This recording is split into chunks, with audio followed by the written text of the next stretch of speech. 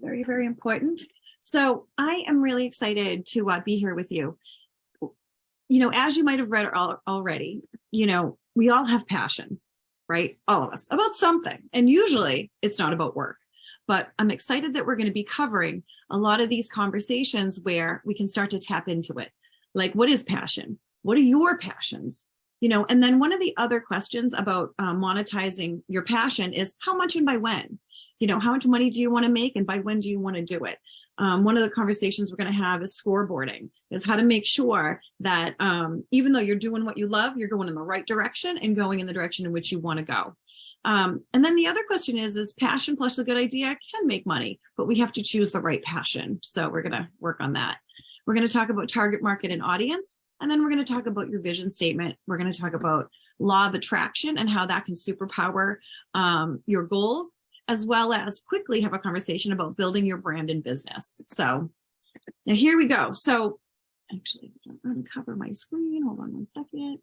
So this is I don't know if anyone's heard of Deloitte and Touche. It's now, I believe, Deloitte, which is one of the major consultants in the country and world. And this is, I found this about what is passion. Passionate workers are committed to continually achieving higher levels of performance. In today's rapidly changing business environment, companies need passionate workers because such workers can drive extreme and sustained performance improvement more than a one-time performance bump that allows for a bonus or the implementation of a worker engagement initiative. These workers have both personal resilience and orientation towards learning and improvement that helps organizations develop the resilience needed to withstand and grow stronger from continuous market challenges and disruptions. So one of the things about this that I think kind of rings true is it does include a little bit about, you know, personal resilience, you know, everyone's personal commitment towards learning and improvement, but this is really on behalf of the company, right? So there's the world of, you know, are you doing your passion? You know, can you have a job where you're working your passion? You know, I know that when I first got out of college, that was one of the things that I was committed to, was I'm not going to take a job unless I'm totally in love with it, which I did. I got a job. I totally fell in love with it. And then, you know, as the years go by and you start to change and engage and you start to look at, oh, what's my next title and what's my next pay bump? You know, you're like, okay, great. You know, you start to compromise, I feel like, what you can make more money for, what you can get the better title for. So this is really about a personal conversation about passion. So I wrote my own definition just because I thought it was a good idea. When what you do brings joy, fulfillment, and fun, you experience love from all those you interact with, and your experiences leave you feeling joyful and alive. And I think it's one of those things where, you know, how do we look at our life and be like, okay, in every moment, and obviously we're not going to have every moment of our day be joyful and alive and, you know, feel empowered. Awesome. So really like working towards that. And when you do fall out of love or fall out of joy or fall out of fun, how do you pop yourself back into that? And that's really what the conversation that we're going to have today is about. Let's get to work. Everyone wants to get a piece of paper out. We're going to do a little bit of notebook work. Now let's start with, what are your passions? You can feel free to share them in the chat too, only if you don't mind me shouting them out. Okay, so what are your passions? Go ahead and list them. You know, I'm gonna give you a minute to think about it and write them down. Then I'm gonna help you brainstorm. What are the things that you love? What are the things that make you joyful? Do you love animals? Do you love the water? Do you love working with people? Do you love being a coach? You know, we have some filmmakers. Do you love making people beautiful? Do you love making people feel, how do you say it with the food side? Full? And do you like to work with foodies? Oh, do you like to make things beautiful? Interior design, skincare, those are all beautiful. Prepared meals. Do you like to make people's lives easier? Let's see. Singer, artist, and event curator. Do you like to be a party coordinator? Let's see. do you want to be someone that's going to transform the planet? I was just having a conversation at a small business strong event at the Boston Public Library. And one of the people I was talking to was like, oh, I do X. And I go, no, you don't. I'm like, you're transforming communities for people of color. He was like, what? I'm like, I'm telling you, that's what you're up to. So whatever you think you're up to, we're gonna make it bigger. Okay, good. So we're gonna keep going. So take a minute, make a list of as many as you can. Now I want you to circle 3 of your favorites. Okay.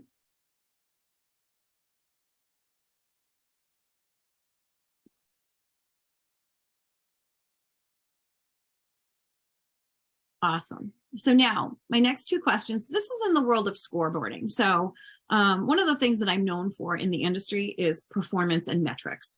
So you can't really figure out if you're doing a good job unless you have metrics, right? When you're talking about sales, you're going to do year-over-year sales.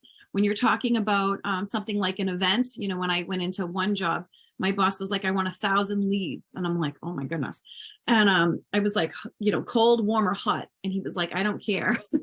I was like, if I were you, I'd ask me for 1,000 leads and see how I, you know, measure up against that. But he was like, nope, don't care. So you really want to have a measure, either compared from the past, or like a dream measure. Like when you're working on a fundraising event, you know, you're going to say something like, okay, great, I want to raise 30 grand to do X, Y, Z.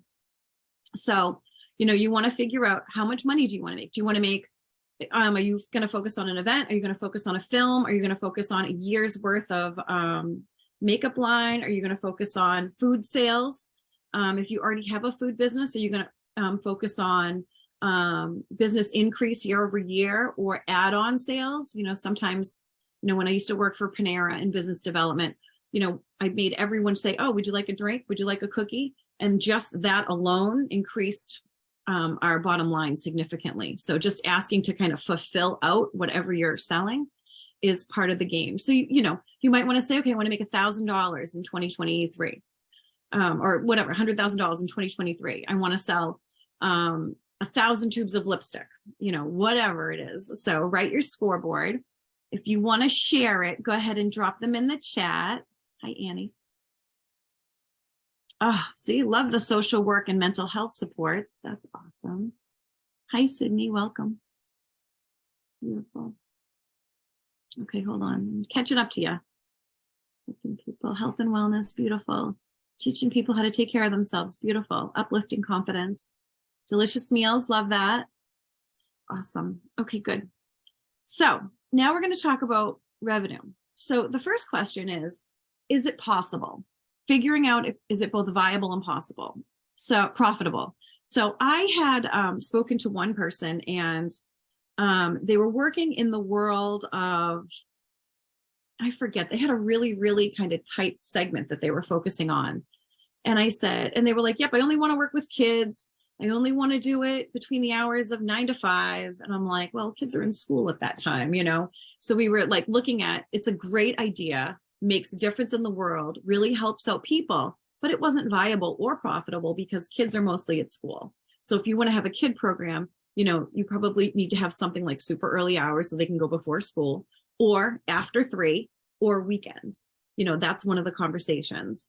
The other question, you know, that you'll look at in terms of it being viable is, you know, what's the startup cost? You know, when I was listening to Elon Musk over the weekend, he was like, yeah, after I sold PayPal for like whatever he sold it for, like, let's just say $100 million. He was like, yeah, then I put it into this other thing. So I don't know about you, but I don't have $100 million kicking around town. But, you know, really figuring out, like, you know, how can you get into it in a way that you can upstart it, and, you know, you can actually make it without putting yourself in, you know, in the hole for too far. Around being profitable, you also want to make sure that you have enough people in your audience that you can sell it to, and those people have enough money to buy it. You know, the other thing that I think is important when you're building a passionate business is, are you making the world a better place? What problem does your passion solve? It's a good question to have and to always consider, because you always have to. Nobody does anything. I shouldn't say this. Most people don't do things unless they need to fix something. You know, it's hard to get people to sign up for, if your life is great, you may be like, oh, okay, I'll read a new book or whatever. Maybe I'll sign up for a class, but unless something's broken, that's when people are actually going to move most quickly. Broken makes their life easier, saves them money. Those are all kind of the questions on like, what's the problem that they solve? The who's your target audience? We're going to talk more about target audience because it makes a big difference. What are their characteristics? You want to build the best. Now, best is very subjective, right? So why is your solution the best? Why are you the best person to deliver your solution? And then in order to keep yourself moving in a forward motion, you want to have a vision statement that's big enough to hold your whole world in and their whole world in. You want to be able to walk into a room and say, you know what? I'm committed to having children be safe each and every day. Is that something you're committed to? Like there's literally almost nobody that would say no to that, So you really want to like look at like, can you build a vision statement that's big enough to hold yourself and others in? Okay, why target markets matter. I have to tell you, I can't even tell you how many times, I probably say this at least 5 times a day to clients. Know your audience, know your audience, know your audience. You have to have a clear understanding of your possible customers that may purchase whatever you're selling. And knowing your target market helps you craft messages and really reach those people that are most likely to buy. So when you kind of walk into the world, everybody is a cold lead. How do you convert anybody into a warm lead? Is by sharing, right? Sharing your vision. So you can walk up to somebody, say that I am working on a bill, right? People are either interested in supporting legislation or not. It's one way or the other, right? I may walk up to someone and say, hey, I'm working on a piece of legislation to put defibrillators in every single hockey rink in the world. You're either going to be interested in it or you're not. This is how you start to qualify people, okay? In terms of audience. This works for anything. It works for dating. It works for business. It works for starting your business. It works for new friendships. It works for everything, right? Because you want to make sure that people are aligned with whatever you're inviting them to, okay? Why do you want to do that? If you know your audience, you're 414% more likely to have success. I was like, holy heck, what an incredible statistic, right? I do have to say, there was my first job out of college. I had worked on direct mail. Direct mail is anywhere from 1 to 3% return, right? So if I mail out 100 direct mail pieces, I will get between 1 and 3 people that will respond to me. And then it's my job to continue to close them. They're like a warm lead when they respond. And then it's my job to turn them into a hot lead and then to a customer, right? So I had worked with one of the departments, and they were like, no, direct mail is never a 3-touch piece. And I said, well, we have 3 distinct messages with this web product. This, it's almost like it was an adhesive that you put in between things. Like if you were trying to you're trying to seal a seam, right? So, and we had all different versions of it. We have like a fine version. We had a, not fine version, and one in the middle. So we basically created a very specific, mail list. I think there was about 400 people, and we mailed 3 different direct mail pieces in 3 different colors. We put a sample of each of those different adhesives in it, and then we mailed it out. By the end of the program, we had about 12 to 13% pickup, which was incredible. Everyone was like, that never happens. But that's what happens. You send it to fewer people with more specific messaging, and then people are like, wow, I want that. So, when you really start to hone in what your market is, it's really, really important. So next up, we're going to talk about target market. It can be defined by various factors, demographic characteristics. You can define it by psychographic characteristics, which is how people think. You can define it by financial programs, but let me just give you some examples.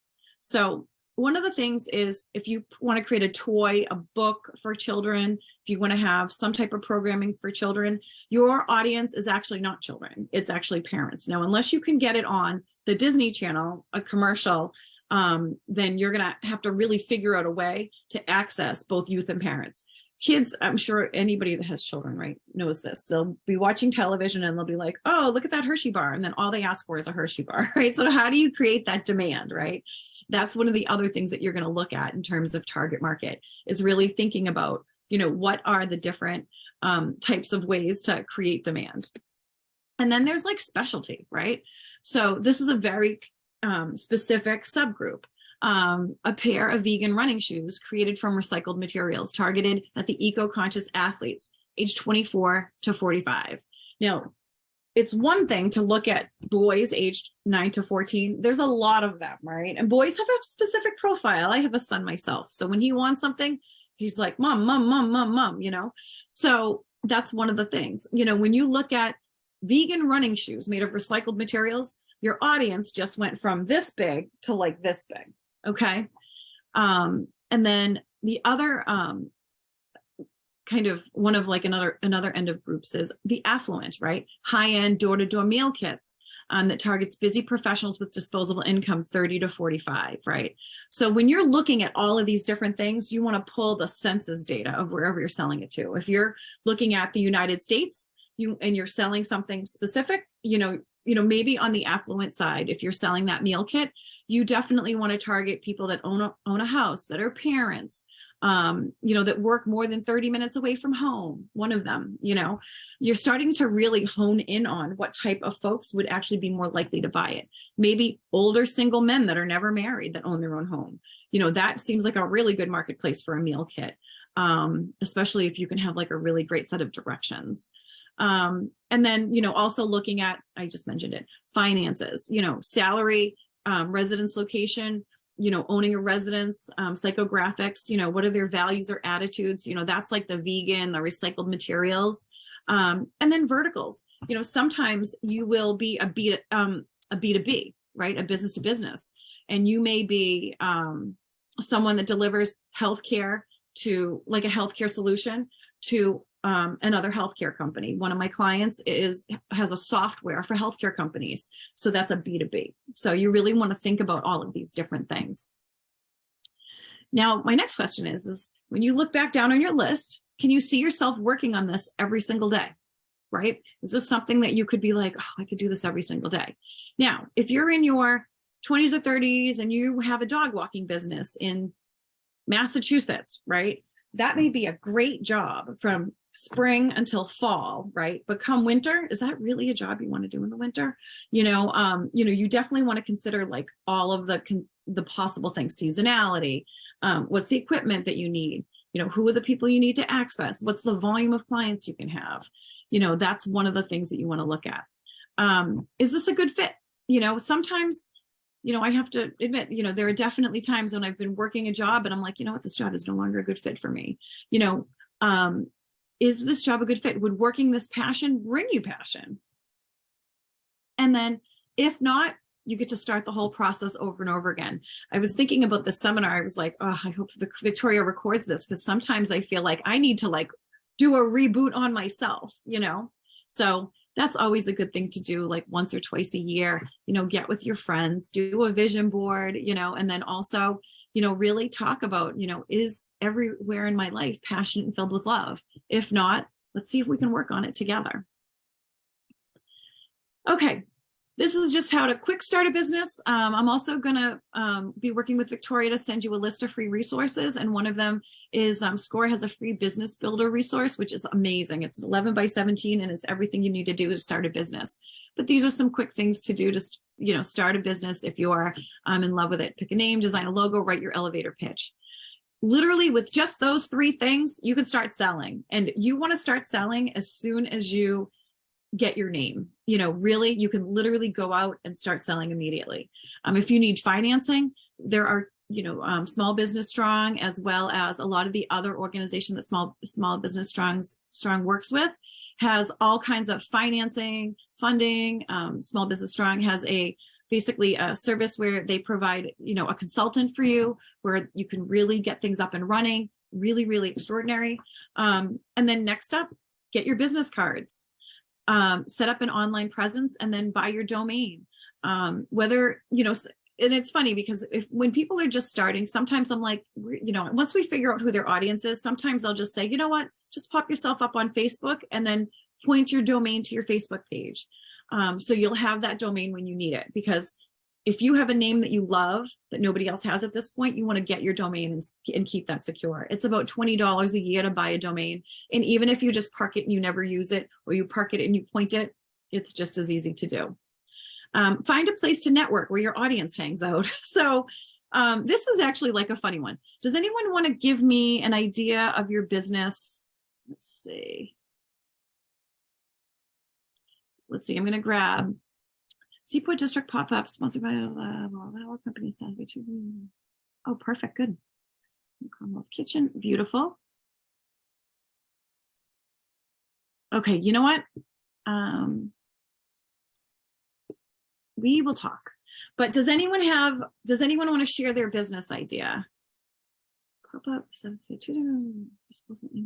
meals.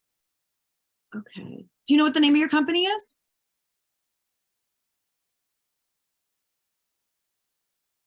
Let's see. Breathwork meditation. Oh, meditation coaching. Okay. Sydney, can she pop off a mute? Do you want to work with me, Sydney? Can we have a chat? Yes, sure. Thank you so much for choosing me for the example. Perfect. Thank you. Tell us a little bit about your business. So, as I mentioned, I would like to start a breathwork and meditation coaching program. So, what that will entail is teaching people how to breathe properly in order to alleviate any type of nervous system regulation, boosting performance, productivity, or just deepening their spiritual practices. So it can really go a number of different ways. Awesome. Now, do you have a sense of what the target market is? Like what type of people want to purchase your services? I think that mental health services will be my greatest target audience. I think that people are finding that talk therapy is either too expensive or just not alleviating their mental health concerns, not regulating their nervous systems as well as marketed or promised. And so this is a really quick and effective way that I've found that is able to remedy that. Do you work with kids? I have my daughter, so I've been using a lot of these practices with her, and they've been extremely effective in being able to regulate her little toddler emotions. And so I've definitely thought about creating a child program to market towards daycares or elementary schools, middle schools. I think it would be a really great classroom management. Yeah, absolutely. I have to tell you, I'm on the site council of my son's school, and can I tell you, everyone needs this, from the teachers to the administrators to the kids. So what about, have you thought about working with like high performance athletes or marathoners or even like youth sports organizations? Yes, that as well. Like I said, this is really great for performance and productivity. Some of the greatest athletes in the world have used breathwork training as part of their athletic training. And so it would be a really great way to, boost their performances. Perfect. Awesome. Now that I'm even thinking about it, what about, you could actually create a package program for corporations and say, hey, for this many people, I can come in and speak and do this program and charge $5,000 for a 2-hour session. Have you thought about doing that type of thing? Yeah, professional development as well. So prior to starting this endeavor, I worked in the nonprofit field. And so I have a pretty good idea of what types of grants and funding are floating around and how they're utilized, and professional development, especially for mental health for both their captive audience and for their employees, has been on the rise, I'll say. And burnout is very real.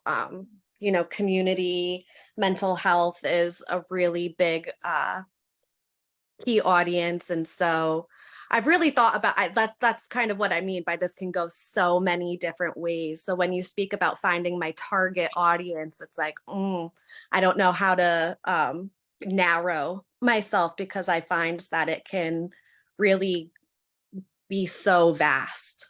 Yep. Yep. See, it depends on what, it almost makes a lot of sense, right? In your particular business is to create course pods, right? One for you, and then it's going to be age appropriate, and then one, if I were you, I would go in the corporate world, right? And then just go network at like some of these big organizations like the Mass Challenge and all of, there's a lot of these, the Boston Chamber of Commerce. You can really position this like, if you really care for your employees, this is like an added value that you can do that's low cost, whether it's $10,000 or whatever, irrelevant. Because, if you're working for a multi-billion-dollar company, $10,000 to you is no big deal to them. But if you were to have like a 1% uptick in productivity for say 2,000 people, what does that look like? Oh yeah, EAP programs, love that. Exactly. Which you can literally like plug right in to a program. You could probably, I think there's actually like several EAP companies that you might just be able to plug your, your breathwork conversation right into them, and then they deploy you out. So that's when, we're going to be talking about, we're going to talk about here, creating referral partners, ambassadors, and then affiliate programs is how do you work with other people so that they can throw you business? How do you find leaders in the community, that you may work on one-on-one or work on a corporate basis where you're like, hey, do you know anyone else that you can do this for? When you're a recruiter, you always try to get like 3 additional names for every single person that you actually make contact with. And that's what you always want to do whenever you're networking is constantly, hey, do you know anybody that might be valuable? Do you know any CEOs? Do you know any, VPs of HR? And those are the questions that you're really gonna, that are really gonna help like vet them out. I always love the conversation, the 7 degrees of Kevin Bacon, where like, yeah, someone was like, oh, I'm only 3 degrees away from Elon Musk or Queen Elizabeth or whoever, So it's interesting because, it's just asking that one question can literally transform how your business interacts. And the model from one-on-one, like say that I was to take on, breath work, that's one-on-one. That's one set amount of money, right? But then when you go to one, like, B2B, it's a whole different game that you're playing in. And you just have to win 1 or 2 big clients. And then the game really is to take their brand credibility and borrow it. You get onto LinkedIn, let's just say that, you go to Deloitte, right? You go and you look at Deloitte. Deloitte has like 17 gazillion sites, right? So you're in the Boston site and you go talk to the Houston site. Hey, do you guys want to do this too? You're like, oh, it's $10,000. Boom. You just went from there. You fly down for a day and there you go. So that's the type of game that you really want to like look at. And then, see if you can really capitalize on that. Okay. Now we're going to talk. That's really great advice. I appreciate it. Thank you. Now we're going to add LOA power. So the law of attraction. Anybody that's seen The Secret or, there's all these other programs where people are really like, how are you keeping your mind positive? How are you being empowered and continuing, to really stay positive? So imagine yourself 1 year from now. If this business is what you've dreamed about, how would you feel? How would you feel? Anybody, you can just say it to yourself or you can drop it in the chat. I know, like I have this dream business that I've been like working on. And I just haven't put the time into it. I think all of us have something like that going on, I would be so excited if I were to get my coaching business up and running, right? How will you be acting? I would have a lot of freedom in my life. I would have a lot of pride, and I would be walking around like calmer. One of the things that I feel like, because I feel like in the back of my mind, I have this project hanging out. I'm never getting to it. You always have that conversation. If I didn't have that conversation anymore, I would actually be at peace. And that's, I think what you really want to like look at is how would you feel if you were to have your business up and running and have your, have that off of your fulfilled. I love it. Fulfilled. Perfect. So that's really where you want to look, right? So just because you haven't done it doesn't mean that you can't be at peace or fulfilled. One of the conversations that a lot of people have is, When I have I'll just use myself. When I have my new business, right, then I'm gonna feel happy, and then I'm going to be able to be fulfilled or peaceful, right? But that's not really how it works. You can really look at your life and say, hey, I'm going to be peaceful and fulfilled, and then I'm going to feel happy, and then I'm going to do the things that I need to do to become and have what I want. So, you really want to look at, how do you take on that feeling and you live into the feeling? And then you go back and you really work on that scoreboard. If you know where you're going, then you know how to get there. And if you fall, and I love this boat analogy. I found this template this morning and I was like, this is perfect. I love the water. I love boating, but I think the most important thing about this is that one of the key things about boating is make sure you know where your compass is going, right? And then sometimes, when we're boating, we fall off track. And then we got to just like bring ourselves back in. And that's what your compass is. That's what your scoreboard is. And then these are kind of my last few inspirational things. Make sure you build a really strong brand message. When someone sees your business card versus your Facebook page versus your Instagram page versus your LinkedIn account versus your website or whatever social media you're on, whether it be, social media or your presentations, you want to make sure that your brand message is consistent. If you use a white background on your business cards, use a white background everywhere else. If you use orange and blue on your logo, use orange and blue everywhere. Okay. That's one thing that you want to definitely carry throughout your whole brand.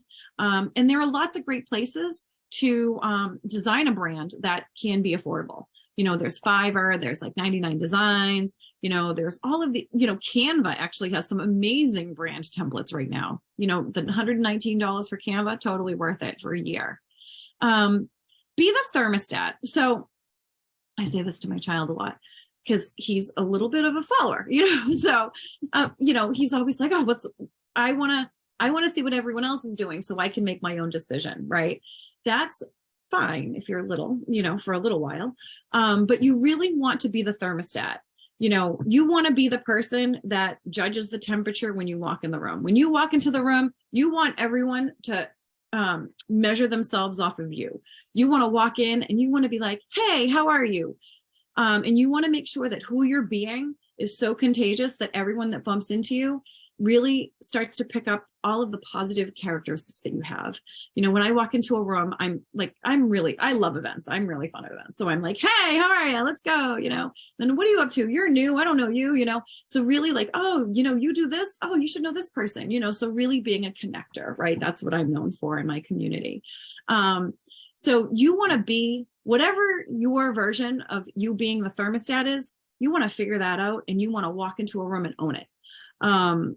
There are certain people when they walk into rooms, you literally can feel the energy. Sometimes if you go to a concert, you walk in, I remember when I was like a teenager and I went to the Madonna concert, I was like, whoa, she had such a big presence, now when you look at, when you think about the last concert you went to, what was that person's vibe? Dave Matthews has one vibe. Pink has a different vibe. That's what their thermostat conversation is. And you really want to figure out what your thermostat conversation is so you can bring it, so you can present your brand. You also want to be someone that's a thought leader. If we were to look at your project and not like long enough, we would literally come up with you're transforming something. You're making a huge difference somewhere. So you really want to look at what's that game? Like, how do you level up? Okay. And then you want to take that thought leadership and we want to figure out how to make you an empowered leader. Like literally, like you need to get yourself on like a community stage, a regional stage, a statewide stage, a vertical stage. Say that you're an expert in healthcare. Great. We want to get you on the healthcare stage. That's the type of conversation that we really want to look at. And then when it comes to the stuff related to doing all of these things, the basics are a business card, a one sheet, and an elevator pitch. I'm going to give you my secret tip about an elevator pitch. When someone's like, oh, what do you do? I never answer them ever. I do that thing that everyone hates is answer a question with a question. And I always say, you tell me what you do first, and then I'll tell you what I do that's related to what you do. And they're like, okay, and then that's how I can craft my pitch that's specific to them. Level 2 is intermediate basics. how do you start to so with level 1, you could literally go out and start selling business immediately. You probably could you could do it with a business card and an elevator pitch, but you want to give some people something to go home with. I love a rack card. It's a 4-inch by 9-inch, beautifully laminated card, double-sided. For 1,000 of them, it's like $120 shipped to your house. But you can literally put them in gift bags. You can give them out. You can use them as leave behinds. That type of thing really can expand your message on a live level. Then you want to look at the next thing you want to look at is, your online audiences, Facebook, other social media pages, a website, and then an additional leave behind. Maybe you go from having a rack card or a one sheet to a brochure, or maybe you get some type of tchotchke that's related to your business. And then the third thing is, are you ready to become a thought leader? Are you ready to be an empowered leader? You're going to look at, advanced basics, which are presentations, a speaker's kit, do media outreach. I had a client and she was like, I want to be on Good Morning America. I'm like, okay, game on, let's go. And all we would do is we would provide a short little pitch to Good Morning America. And then all of a sudden she's on there, so it's entirely possible to do. You can also start with your local radio station, in Haverhill. I'm from Haverhill, Mass. We have a local radio station. I could literally send over some information and they'd be like, hey, when do you want to come and talk to us for 10 minutes? And then what you do is you ask them to send you the sound clip and you put them on all your social media. You put that on your website. Almost a lot of bigger communities have community television. That's another way of media outreach. That's another way of getting your word across, right? So go and sign up. It's usually like 2 classes where you can go and sign up and get a membership. And then you can go and have your own TV show. They do all the production and they play it on local community television, which is amazing. So all of those things are possible. Build your dream team, get an empowerment coach, be accountable for your goals. I love this. Network until you drop and then network even more. I think that's the other thing. It's all about people. Keep networking until you find the person that's going to make you money. Like that's the game. And then assess and revisit until you've reached your goal and dream. So if you are, you might want to get, and with Small Business Strong, you can sign up with me and we can figure out what you need. And we can get a lot of this stuff done in the 5 hours that are allocated to you. And then I can refer you out for another functional specialist. And we can get a couple of things done, to really move you towards your goal and just have you be really, really clear about what you're trying to do. Let's see. And then who's ready to go and start your own business or reinvigorate the one that you have? I think that that's really the game, is to always make sure that you have whatever you need to fulfill on all of your dreams. I'm going to be working with Victoria to get you a bunch of links. I'd love to hear your ideas. We're going to send out a form and you can get a 30-minute free consult to work through your idea. I also have a Fuel Your Passion worksheet. If you have a friend that that might love this, or if you want to kind of go through the steps again, I have a whole worksheet. If you have kids, I should probably change that to Super Kid Entrepreneur Worksheet. But I had run a session with Microsoft, and we had this little girl workshop where actually during Women's Empowerment Month, but I'll change that to kids. And you can literally give this worksheet to your kids and they can start their own business. Grown-ups, you can follow along too. It's actually a simplified version. And then, like I had mentioned earlier, SCORE has a How to Start Your Business worksheet with some great resources. Victoria shared about Small Business Strong, and she has a link in the chat, so feel free to go through there. And then you'll get a follow-up email from Victoria probably tomorrow. So I want to thank you so much for being here, and I want to open this up to questions for the last few minutes. Does anyone have any questions?